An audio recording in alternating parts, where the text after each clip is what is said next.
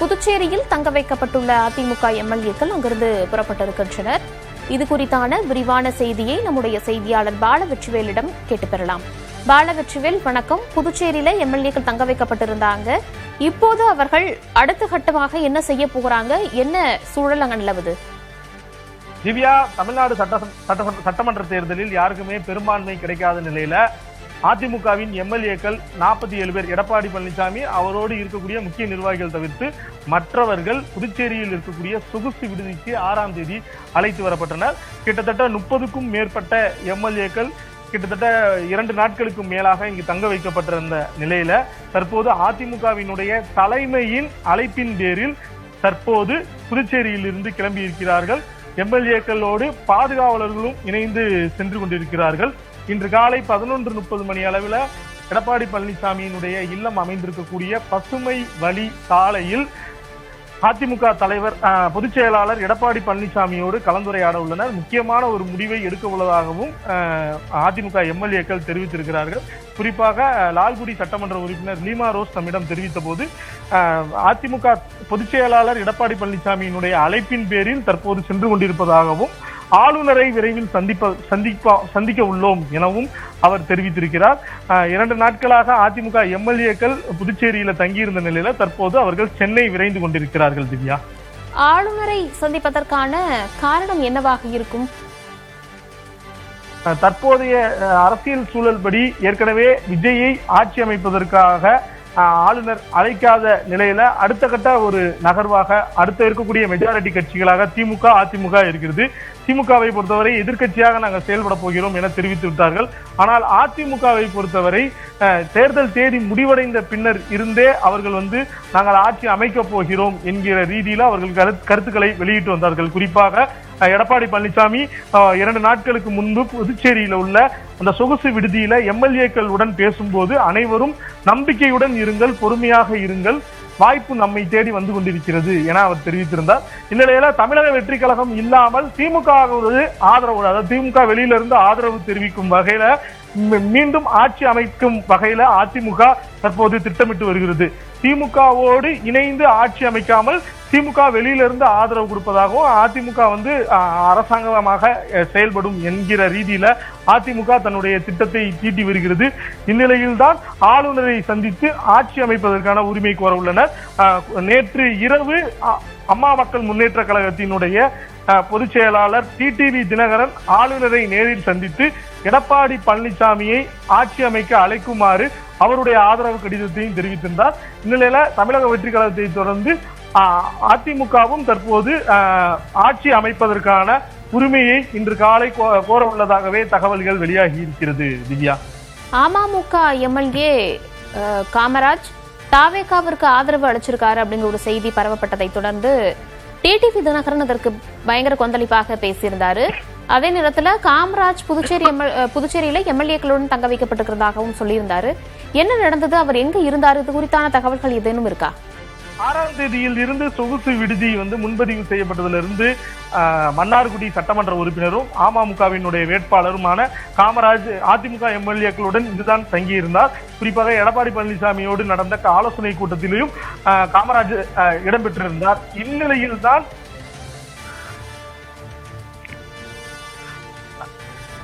மன்னார்குடி சட்டமன்ற உறுப்பினரும் அமமுகவினுடைய சட்டமன்ற உறுப்பினருமாக விளங்கக்கூடிய காமராஜும் சொகுசு விடுதியில் தான் அதிமுக எம்எல்ஏக்களோடு தங்கியிருந்த நிலையில எடப்பாடி பழனிசாமியோடு ஆலோசனை கூட்டத்திலையும் அவர் பங்கு பெற்றார். இந்நிலையில் தான் நேற்று காலையில் இருந்து அவர் இல்லை என்று தெரிவிக்கப்படுகிறது.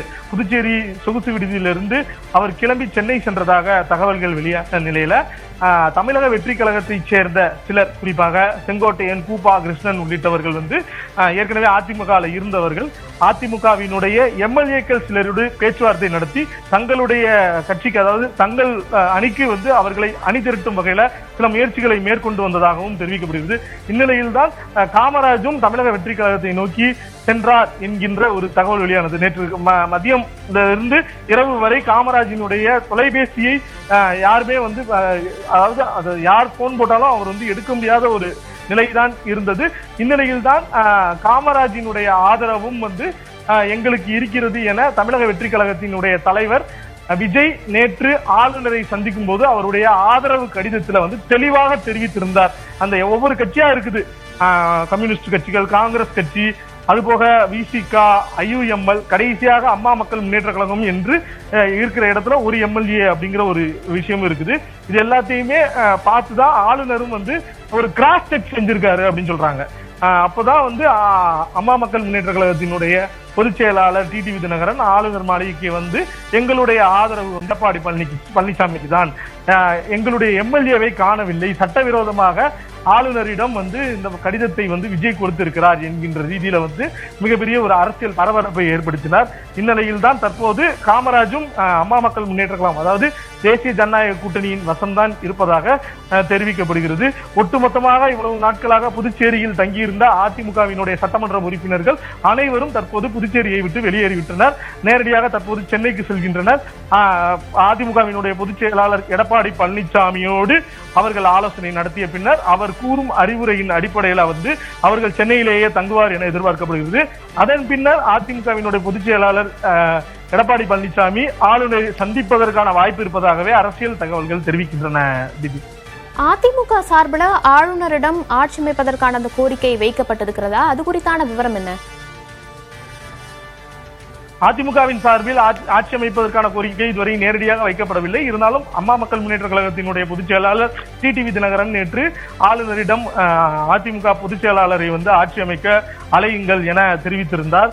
இந்நிலையில்தான் அதிமுக இதுவரை நேரடியாக சந்திக்காவிட்டாலும் மறைமுகமாக ஆட்சி அமைப்பதற்கான பல்வேறு விதமான நடவடிக்கைகள் எடுத்து வருவதாகவே தெரிவிக்கப்படுகிறது.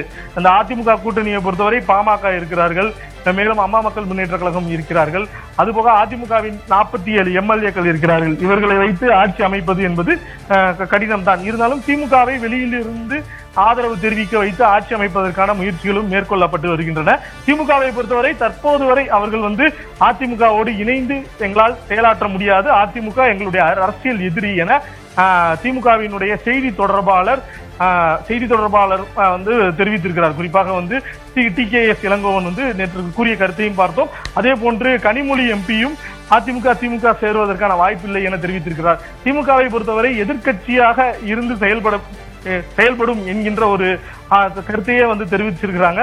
MK ஸ்டாலினும் அதிலேயே உறுதியாக இருப்பதாக கூறப்படுகிறது. இந்நிலையில் தான் தற்போது அதிமுக வந்து ஆதரவை கோரும் என்று எதிர்பார்க்கப்படுகிறது. ஆளுநரிடம் ஏற்கனவே 3 முறை விஜய் நேரடியாக சந்தித்து ஆட்சி அமைப்பதற்கான உரிமையை கோரிய நிலையில ஆளுநர் இதுவரை அழைக்கவில்லை. ஒவ்வொரு முறை செல்லும் போதும் அவருக்கு ஒரு ஏமாற்றமே மிஞ்சி இருக்கிறது. இந்நிலையில் தான் அவர் வந்து இன்னைக்கு கால விடுதலை சிறுத்தைகள் கட்சி தலைவர் திருமாவளவன் ஆதரவு அளிக்கும் பட்சத்துல அவருடைய ஆதரவு MLA-க்களின் பட்டியல் 118 மாறும். அதன் பின்னர் ஆளுநரை சந்திக்க விஜய் திட்டமிட்டிருப்பதாகவும் தகவல்கள் வெளியாகியிருக்கிறது. வித்யா, தமிழக அரசியலில் பரபரப்பான திருப்பங்கள் நடந்து கொண்டிருக்கும் சூழ்நிலையில் அதிமுகவினுடைய செயல்பாடுகள் குறித்து விரிவான தகவல் அளித்தமைக்கு நன்றி பாலவெற்றிவேல்.